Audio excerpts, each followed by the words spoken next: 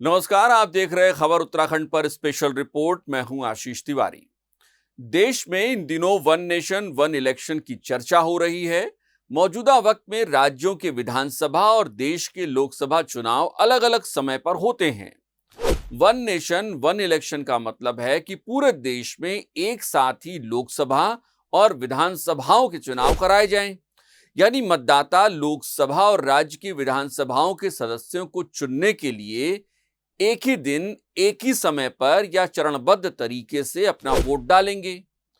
केंद्र ने 1 सितंबर 2023 को इस मसले पर एक कमेटी बनाने का फैसला किया है, जिसके अध्यक्ष पूर्व राष्ट्रपति रामनाथ कोविंद होंगे। यह कमेटी इस मसले पर सभी स्टेक होल्डर से राय लेकर रिपोर्ट तैयार करेगी। अब आइए पहले समझते हैं कि वन नेशन वन इलेक्शन को लेकर मौजूदा वक्त में क्या कुछ हुआ है। दरअसल मई 2014 में जब केंद्र में मोदी सरकार सत्ता में आई तो कुछ समय बाद ही एक देश और एक चुनाव को लेकर बहस शुरू हो गई। दिसंबर 2015 में लॉ कमीशन ने वन नेशन वन इलेक्शन पर एक रिपोर्ट पेश की।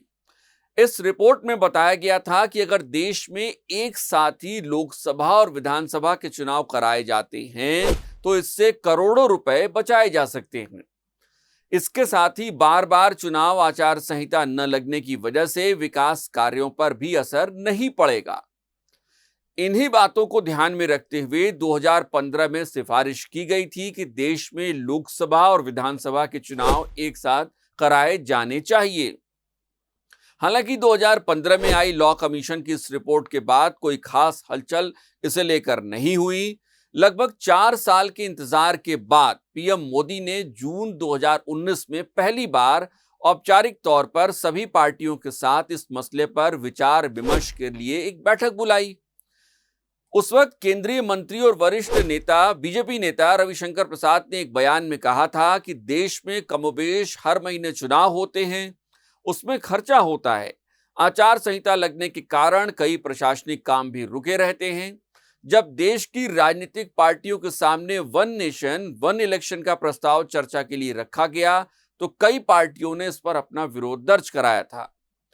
अब आइए आपको समझाते हैं कि क्या भारत में वन नेशन वन इलेक्शन की व्यवस्था लागू हो सकती है। दरअसल एक्सपर्ट्स बताते हैं कि वन नेशन वन इलेक्शन को लेकर दो रास्ते हैं।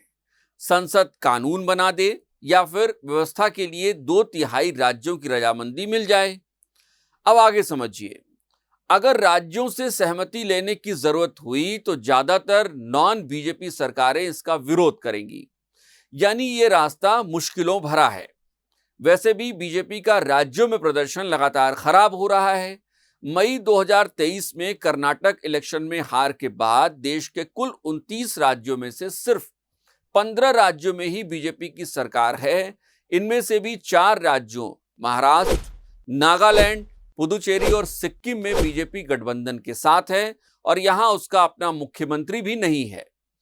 जिन 11 राज्यों में बीजेपी के मुख्यमंत्री हैं उनमें से मध्य प्रदेश, उत्तराखंड और गुजरात में ही बीजेपी अकेले चुनाव लड़कर आई है।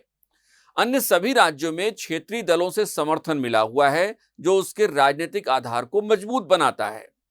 हालांकि वन नेशन वन इलेक्शन पर यह क्षेत्रीय दल बीजेपी का साथ देंगे ऐसा मुश्किल लगता है। ऐसे में साफ है कि राज्यों की सहमति वाला रास्ता नामुमकिन दिखता है।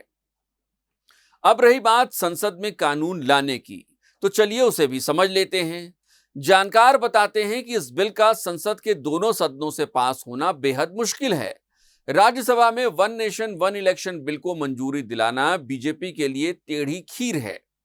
और अगर सिर्फ संसद से पारित कराकर कानून बनाना संभव भी हुआ तो कई मुश्किलें होंगी। जैसे एक साथ चुनाव कब कराए जाएं?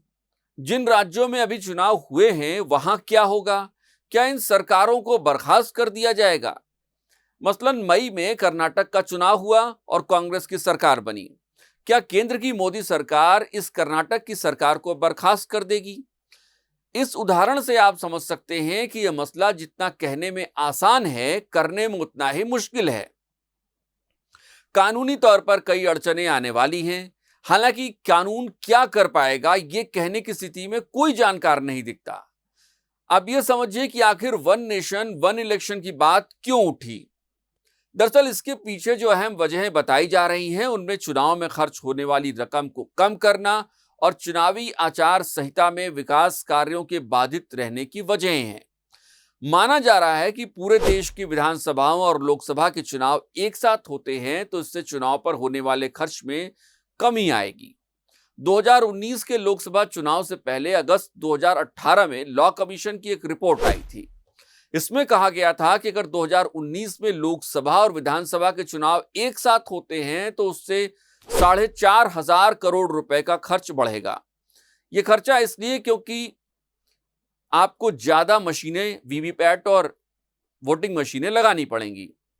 इसमें यह भी कहा गया था कि 7 चुनाव कराने का सिलसिला आगे बढ़ता है तो 2024 में यह खर्चा कम होकर महज 1751 करोड़ रुपए के आसपास आ जाएगा। यानी धीरे धीरे ये जो एक्स्ट्रा खर्च है वो कम होता जाएगा और कम खर्च में ही चुनाव निपटते जाएंगे। वैसे केंद्र के इस प्रस्ताव से इत्तेफाक न रखने वाले कुछ जानकार बताते हैं कि राज्यों में बीजेपी के लगातार बिगड़ते प्रदर्शन और पीएम मोदी के नाम पर क्षेत्रीय राजनीति के भारी पड़ने के बाद अब बीजेपी ने यह नया फार्मूला निकाला है। इससे चुनाव राष्ट्रीय मुद्दों पर केंद्रित हो जाएंगे और क्षेत्रीय दलों को बहुत अधिक मौका नहीं मिल पाएगा। वैसे क्या आपको पता है कि इस देश में पहले भी लोकसभा और विधानसभा के चुनाव एक साथ हुए हैं? जी, आजादी के बाद साल 1952, 1957, 1962 और 1967 में लोकसभा और विधानसभा के चुनाव एक साथ ही हुए थे। हालांकि 68 और 69 में कई विधानसभाएं समय से पहले ही भंग कर दी गई थी। इसके बाद 1970 में लोकसभा भी भंग कर दी गई। इस वजह से एक देश एक चुनाव की परंपरा टूट गई थी। आप देख रहे थे स्पेशल रिपोर्ट खबर उत्तराखंड पर। अगर आप हमें फेसबुक पर देख रहे हैं तो हमारा पेज फॉलो करें, और अगर आप हमें यूट्यूब पर देख रहे हैं तो हमारा चैनल जरूर सब्सक्राइब करें। नमस्कार।